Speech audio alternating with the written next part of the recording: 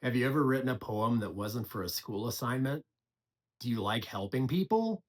Do you cry at the end of video games? You might be a page of cups.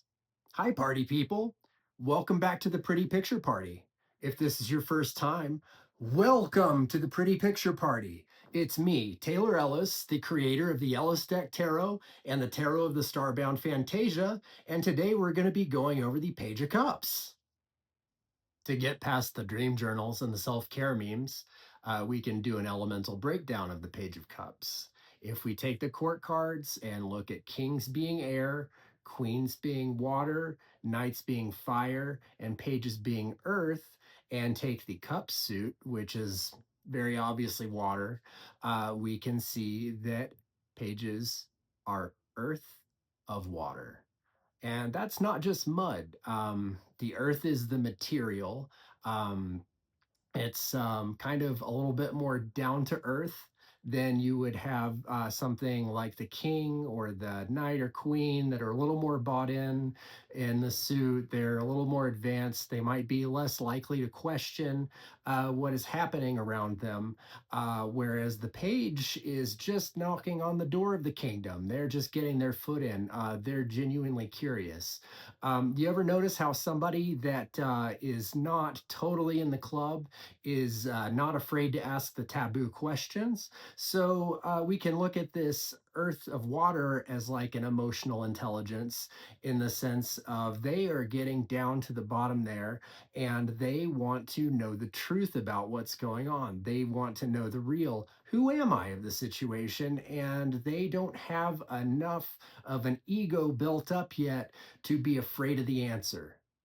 If we take those elemental correspondences and apply them to Crowley's table of I Ching correspondences in 777, we get 41, which is mountain over lake, aka decrease.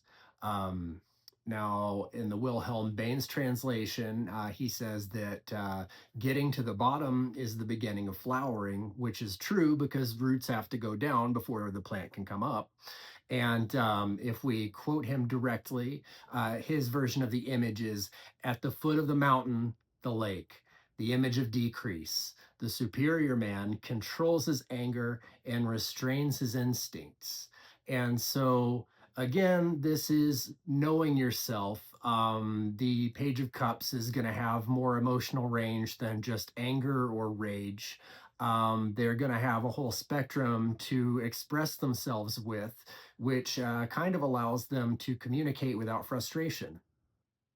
If we look at Benabel Wynn's book, which I think brings a little bit more of a modern attitude and practical approach to following the image, she says a great upheaval is coming, but heaven will protect you. Walk the path of light.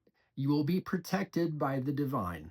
Do not linger or dwell on matters that have come to their conclusion. Do not fault yourself for outcomes you couldn't control. And that again is the emotional innocence that's important. I think of that earth in this case of being grounded. The emotions don't allow this page to kind of fly off the handle. They still have a reference outside of the kingdom of cups. With astrology and the Page of Cups, it works a little bit differently than the other court cards.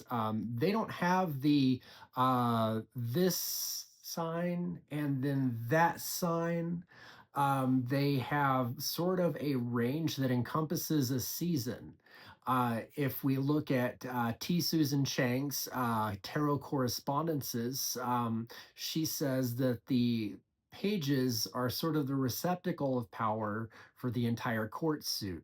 So if we take that with the Page of Cups, she says that they are at 0 to 29 degrees of Libra, Scorpio, and Sagittarius. And so if we still wanted to give them like a temporal designation, we would say autumn.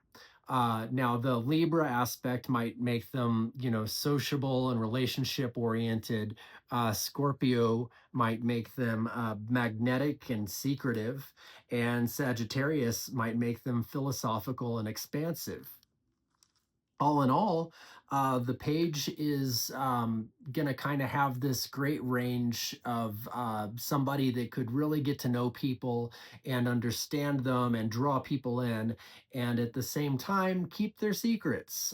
There's not going to be kind of that what you see, what you get with this guy. Starting first with the Ellis deck tarot, we've got this blue kiddo. So all of the court cards, and actually most of the characters in the Cups realm and the Ellis deck tarot, they've all got this blue skin. They've got this blue hair. Most of the time, some kind of blue clothing, and what it's meant to illustrate is like they are coming out of the water itself. In the story, they are like this first form of being. They are like, I feel, therefore I am. And his hair, his clothing is kind of a deeper blue with these white lines. It's almost like he's not completely formed yet. He is still developing as a being. And his eyes are this green color that represents the color of the heart chakra, the chakra where love radiates from. And the Page of Cups is somebody who does have a lot of love to give. If we look at his cup, we see these alternating wave patterns. They're kind of meant to be the ebb and flow of emotion. The 1 minute we can feel one way, and another minute we can feel another way about something. The cup is kind of swollen in the middle, kind of this pregnant swell. One of the old divinations of the Page of Cups is like, oh, you might be expecting a baby. And I thought that, might as well include that in there somewhere. I don't always try to predict pregnancy when I read for people. Um, but there it is. And popping out of the cup is this little seahorse guy. And there's the surprise, who knew that guy was in there? It's sort of like that's the discovery of the self. He's got the same matching green eye color of the page. He's like another facet of the same being. And if we look in the background of the card, we can see that it's this bright yellow color, the solar plexus chakra, that inner strength, that inner being, and there's always kind of a white light in the back of each of the cup cards in this deck, and it's meant to show where the focus of attention in that card is. And in this case, we can see that it's coming out from the area of the cup. The page is deep in that cup. He's looking deep into himself. And the Starbound Phantasia cup hits a little bit different. This Page of Cups is obviously not a mer person. He's a human being, or from whatever world he's in the Starbound Phantasia. And the cups in the Tarot of the Starbound Phantasia story were a gift from a traveling interstellar being, which would introduce themselves as the magician. So obviously, the magician is presenting the ace of each suit to the world that he's visiting in, to kind of either give them what they need, like the Wizard of Oz, or like you've already had this thing all along. And so the cup in this story was something that would give the people water. And there was like a ministry of water that formed around that. We see this guy is a light-hearted spreader of joy. He's like the Johnny Appleseed of emotion. He's walking along. His water drops are splashing everywhere. He's kind of careless about it. He's not stressing. He's not trying to keep everything in the cup. He's happy to share who he is. We see that he's barefoot. He's got such a light heart that he's walking on water. His clothing, his hair, they're all kind of inspired by Minoan civilization, which was, kind of lasted until the end of the Bronze Age. They had coastal cities.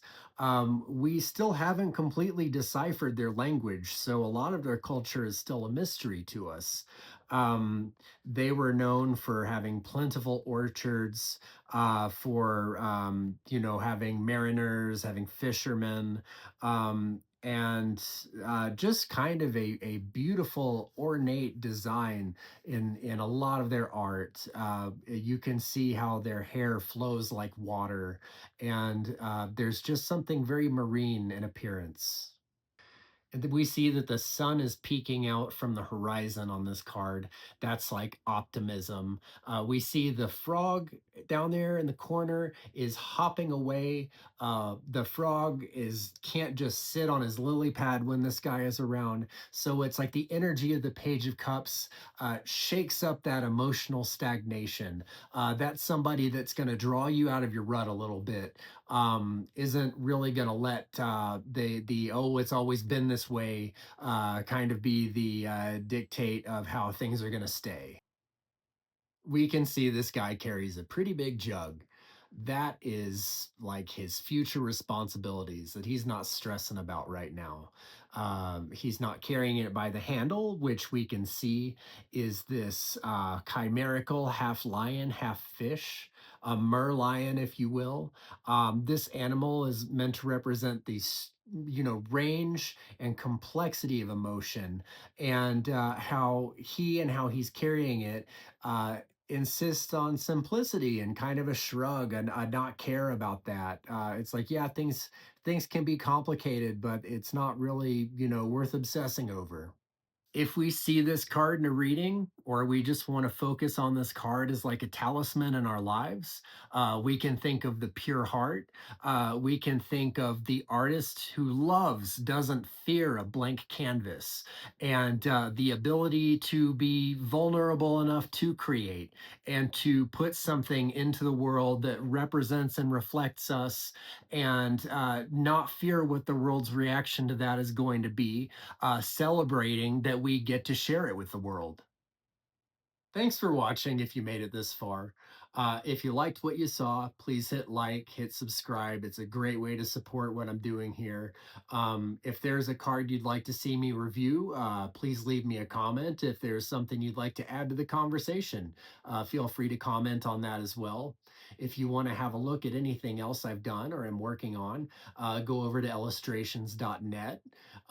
If you want to buy some of my decks of tarot cards, you can go to illustrations.bigcartel.com. You can get a print of any of my tarot cards now by going over to Spreadshirt. I'm going to put that link down below. I don't have that one memorized. Sorry for that. And again, thank you so much for watching. This is my 10th video. That's double digits now, no going back. And have a great rest of the year. If I don't see you, happy reading.